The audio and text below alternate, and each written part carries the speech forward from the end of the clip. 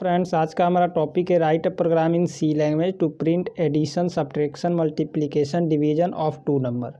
ठीक है, तो आज के इस वीडियो में मैं आपको बताऊंगा कि दो नंबर को ऐड करने के लिए प्रोग्राम कैसे लिखते हैं हम सी लैंग्वेज में। ठीक है, और उसका क्या लॉजिक होता है। ठीक है, तो देखो सबसे पहले हमें दो नंबर को ऐड करना है तो हमें दो वेरिएबल्स लेना पड़ेगा। ठीक है, जिसमें मैं लूँगा a=10, इसमें मैं 10 रखूँगा और एक और वेरिएबल लूँगा b=20 और इसमें वैल्यू रखूँगा 20 और इन दोनों का रिजल्ट हमें एक थर्ड वेरिएबल्स में रखना है। तो इसके लिए मैं एक वेरिएबल ले लूँगा जैसे सम नाम का। ठीक है, और इसमें मैं क्या करूँगा, a और b की वैल्यू को ऐड कराऊँगा। तो मैं यहाँ पे लिखूँगा a+b। ठीक है, यहाँ पे देखो a में क्या है 10 है, b में क्या है 20 है।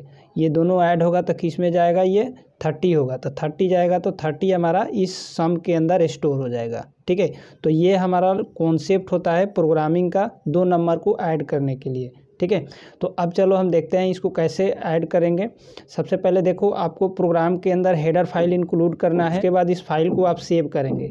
सिस्टम में सेव करने के लिए आपको .c एक्सटेंशन यूज करना है। ठीक है, आप नाम कुछ भी रख सकते हैं। मैंने यहाँ पे नाम रख दिया फर्स्ट .c।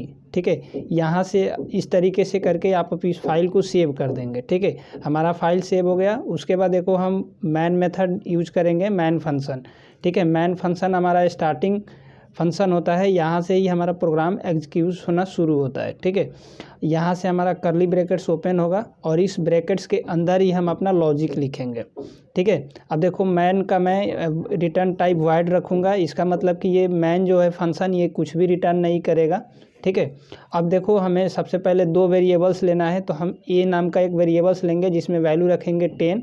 ये 10 हमारा क्या है, इंटीजर वैल्यू है। तो इसका हम डेटा टाइप क्या रखेंगे, वेरिएबल्स का इंट। ठीक है, इसी टाइप से देखो हमारा 20 है, ये भी एक हमारा इंटीजर वैल्यू है। तो इसका भी हमारा वेरिएबल्स b होगा और इसका भी हमारा डेटा टाइप होगा इंट। ठीक है, तो a में मैंने 10 रखा, b में मैंने 20 रखा। ठीक है, अब इन दोनों को हमें सम करना है और इसका सम एक थर्ड वेरिएबल्स के अंदर स्टोर करना है। ठीक है, तो उसके लिए मैं यहाँ पे एक x नाम का वेरिएबल्स लूँगा जिस वेरिएबल्स में मैं सम का रिजल्ट स्टोर कराऊँगा। ठीक है, तो ये मैंने सम के लिए ले लिया, ये मैंने माइनस करने के लिए ले लिया और ये मल्टीप्लाई और ये डिवीज़न के लिए। ठीक है, तो इसी प्रोग्राम के अंदर मैं आपको प्लस करना बताऊंगा, दो वेरिएबल्स की वैल्यू को माइनस करना बताऊंगा, उसके बाद मल्टीप्लाई करना बताऊंगा और डिवीज़न करना बताऊंगा।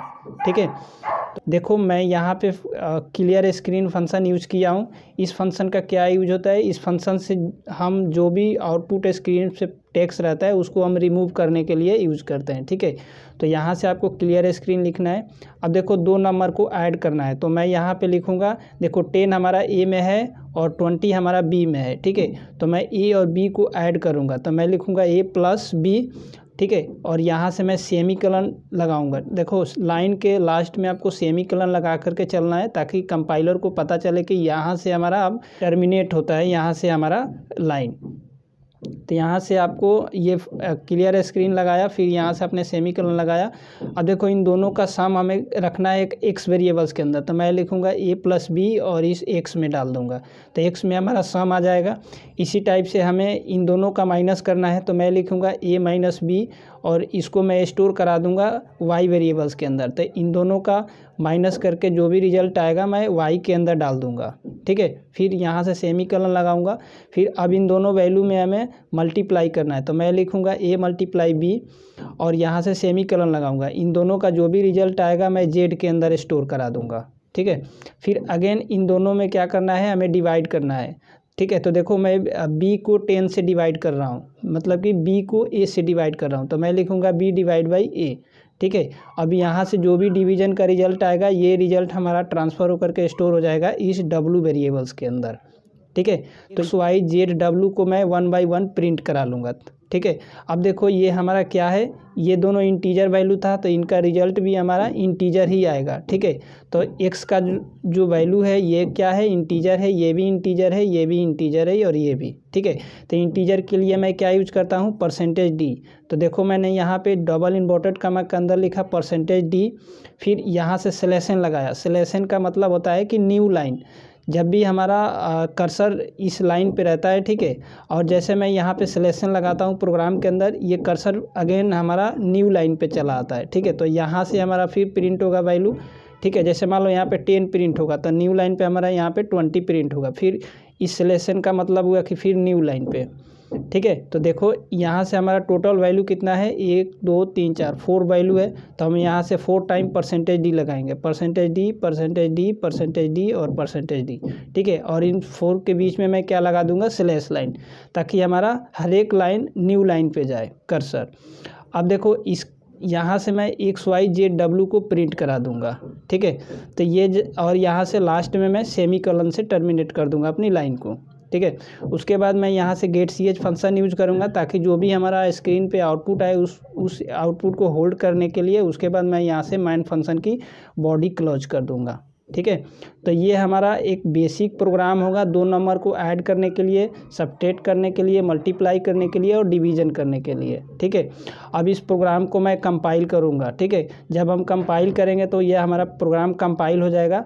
और जब मैं रन करूँगा, रन करने के लिए Ctrl+F9 यूज करना है। जब आप Ctrl+F9 प्रेस करोगे प्रोग्राम आपका रन हो जाएगा। तो ये आपका आउटपुट आ जाएगा, ठीक है। एडिशन आएगा आपका 30, सब्ट्रैक्शन आएगा -10, ठीक है, और मल्टीप्लाई 200 आएगा।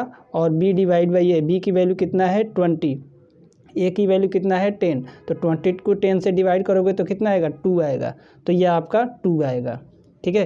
तो फ्रेंड ये लॉजिक है हमारा 2 नंबर को ऐड करने के लिए, सबट्रैक्ट करने के लिए, मल्टीप्लाई और डिवीजन करने के लिए सी लैंग्वेज के अंदर, ठीक है। चलो इसको मैं प्रैक्टिकल करके आपको दिखाता हूँ। फ्रेंड प्रैक्टिकल सेशन में देखो, सबसे पहले मैंने दोनों फाइल को इंक्लूड कर लिया, हेडर फाइल को #include stdio.h और #include conio.h, ठीक है। उसके बाद मैंने यहाँ पे मैन फंक्शन को ओपन किया बॉडी, ठीक है, और इसका वॉइड हमने रखा रिटर्न टाइप, ताकि ये मैन फंक्शन कोई चीज़ रिटर्न नहीं करेगा। उसके बाद हमने 2 वेरिएबल लिया, a और b, इसमें 10 और 20 डाला, ठीक है। इन दोनों का सम मैं x में रखूँगा, और माइनस में जो भी करूँगा वैल्यू उसको y में रखूँगा, और मल्टीप्लाई z में, और डिवीजन w में मैं रखूँगा, ठीक है। देखो मैंने यहाँ पे लॉजिक सेट कर दिया, a+b का सम मैं x में रखूँगा, और a-b का रिजल्ट जो आएगा मैं उसको y में रखूँगा, और a×b का जो रिजल्ट आएगा उसको मैं z में रखूँगा, और b डिवाइड बाई a का रिजल्ट जो आएगा मैं w में रखूँगा, ठीक है। अब मैं इसमें प्रिंटफ फंक्शन के अंदर मैं परसेंटेज डी 4 टाइम मैं लिखूँगा परसेंटेज डी, और यहाँ पे XYZW की वैल्यू को मैं प्रिंट करा लूँगा, ठीक है। लास्ट में मैं यहाँ से गेट ch फंक्शन यूज करूँगा, ताकि मेरा जो भी आउटपुट आए स्क्रीन पे वो होल्ड रहे कुछ टाइम्स के लिए, और यहाँ से मैं मैन मेथड की बॉडी को क्लोज कर दूँगा, ठीक है। तो ये हमारा एक कंप्लीट प्रोग्राम है एडिशन, सब्ट्रैक्शन, मल्टीप्लिकेशन और डिवीजन का इन सी लैंग्वेज में, ठीक है। चलो मैं इसको कंपाइल करके रन करके दिखाता हूँ। सिस्टम से आपको कीबोर्ड से प्रेस करना है Alt+F9।